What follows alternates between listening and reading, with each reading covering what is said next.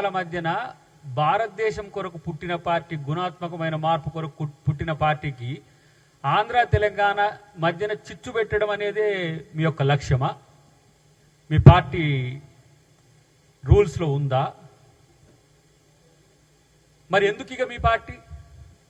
పోతావు ఒడిశాల శాఖ పెడతావు, పోతావు మహారాష్ట్రల శాఖ పెడతావు, నీకు శాఖ లేకపోయినా పంజాబ్ రైతులకు పైసలు ఇస్తావు, పోయి కర్ణాటకకు పోతావు, కర్ణాటకలో చేస్తావు, మళ్ళీ వచ్చి తెలంగాణ నీడంటావు. అసలైనోడు ఉండనే ఉండడు. ఎవరు? మీ అయ్య. రావట్లేవు ఎందుకంటే మా అయ్య వస్తేనే అవుతుందా మీకు? లేకపోతే కాదా అంటే మెయ్య కాదు, ఎవ్వరు లేకపోయినా మీ అయ్య రాకపోయినా సరే తెలంగాణలో రాజకీయాలు ఏం మారవు. కేసీఆర్ మొదలు కాదు, కేసీఆర్ చివర కాదు. ఇలా మేము రాష్ట్రాన్ని మంచిగా పరిపాలించుకోగలం. కానీ మీ వల్ల ప్రాంత విద్వేషాలు రెచ్చగొడుతున్నప్పుడు రాజ్యాంగబద్ధంగా ఏర్పాటైన పార్టీ ఇలాంటి ప్రాంతీయ అస్తిత్వాలకు ఇలా డిగ్రేడ్ చేసే విధంగా, డెఫ్యూజ్ చేసే విధంగా ఉన్నప్పుడు మీ పార్టీ ఈ రాష్ట్రంలో ఎందుకో ఆత్మపరిశీలన చేసుకోరు. అసలు కనీసం మీ పార్టీలో మీ నలుగురులో మీ ముగ్గురు కలిసి ఉంటారా రేపు? అది కూడా లేదు.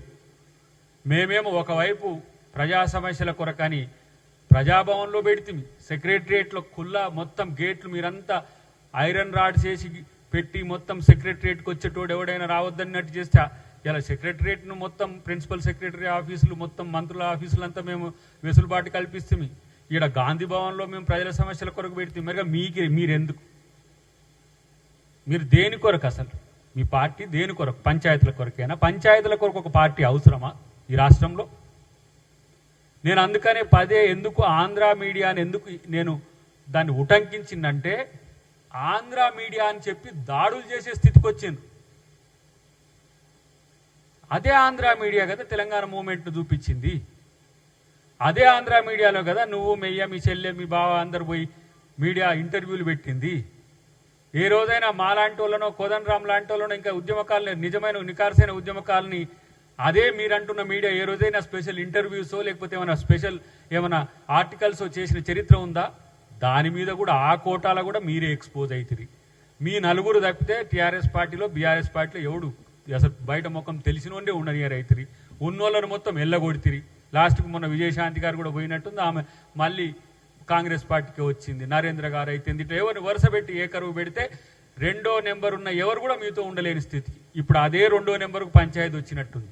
కొడుక, బిడ్డ, లేకపోతే అల్లుడా? ఈ రెండో నెంబర్, ఏ రెండో నెంబర్ను మీరు రాజకీయంగా హననం చేసిండ్రో, హత్య చేసిండ్రో, అదే రెండో నెంబర్ బీఆర్ఎస్ పార్టీని ఇవాళ రాజకీయ హత్య చేయబోతున్నది. కాబట్టి ఇవాళ కనీసం ఒళ్ళు దగ్గర పెట్టుకోకపోతే ఓకే, నోరన్న దగ్గర పెట్టుకొని మాట్లాడాలి కదా. ముఖ్యమంత్రిని ఇష్టం వచ్చినట్టు మాట్లాడితే, గతంలో ముఖ్యమంత్రిని బాగా ఇష్టం వచ్చినట్టు మాట్లాడినారు, అందుకని మేము ఇట్లా మాట్లాడుతున్నామని చెప్పి, మరి అట్లాంటప్పుడు ప్రజాప్రతినిధిగా రాజీనామా చేసి మాట్లాడండి, ఒక సామాన్యునిగా మాట్లాడండి. సభా హక్కులు వీళ్లకు వర్తించవా? సభా సాంప్రదాయాలు, సభలో సభ్యుడు మాట్లాడే తీరులో ప్రాంతాల మధ్య విద్వేషాలు పెట్టే విధంగా ఉంటే ఎంపీలుగా ఉండే హక్కు వాళ్ళు ఎట్లా కలిగి ఉన్నారు?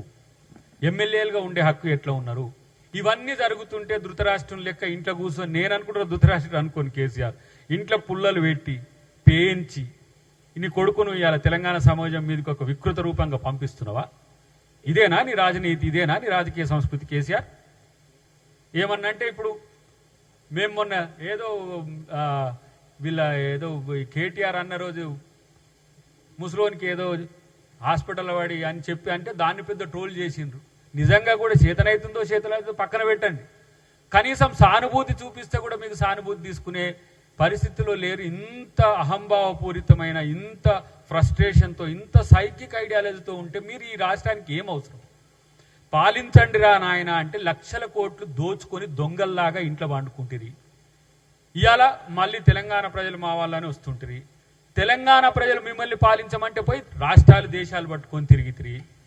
మేమే ఈ జంక్చర్లో ఒక 17లో 12, 13 కొడితే క్రూషియల్ రోల్ మేమే ప్రధానమంత్రులమైతాం, ఉప ప్రధానులమైతాం, రాష్ట్రపతులు అవుతాం, ఉపరాష్ట్రపతులు అవుతాం అని చెప్పి ఇలా పాత ఇనుమ సామాన్లు అమ్మేటోళ్ళ కంటే ఎక్కువ తిరిగితిరి మొత్తం అన్ని రాష్ట్రాలు. ఇక్కడ ప్రజల సంపదను ఎక్కడికో తరలించే ప్రయత్నం చేస్తుంది. దాదాపు 25 లక్షల కోట్ల రూపాయల బడ్జెట్ను ఇవాళ అది కాదని ఇంకా 8 లక్షల కోట్ల రూపాయలు వివిధ రూపాల్లో అప్పులు తీసుకొచ్చి రాష్ట్రాన్ని అప్పుల పాలు చేస్తే ఇలా గాడిన పడుతున్న ఆర్థిక వ్యవస్థ చక్కగా ఉంటే ఇప్పుడు ప్రతిసారి మీకు దమ్ముంటే గిట్లాంటి సమస్యలు ప్రజలు వస్తున్న సమస్యలు ఎవరు రారు, మిమ్మల్ని కలిస్తానికి రారు. మీరు అంతా కూడా ఏంది సెలబ్రిటీ పొలిటీషియన్స్ అయినరు. మీరు ఇలా ఈరోజు టీఆర్ఎస్ భవన్ ఓపెన్ చేసి వాళ్ళు వీళ్ళు వస్తే మాట్లాడుతుండ్రేమో వింటుర్రేమో, కానీ ఈ 9 సంవత్సరాలు ఎక్కడ పోయినరు మీరు? ఇలా నేను అంటున్న ఒక మాట, మీకు ప్రజలతోనే పట్టి ఉంటే, ప్రజల సమస్యలే పట్టి ఉంటే మీకు ఈ దుర్గతి పట్టేది కూడా కాదు కదా.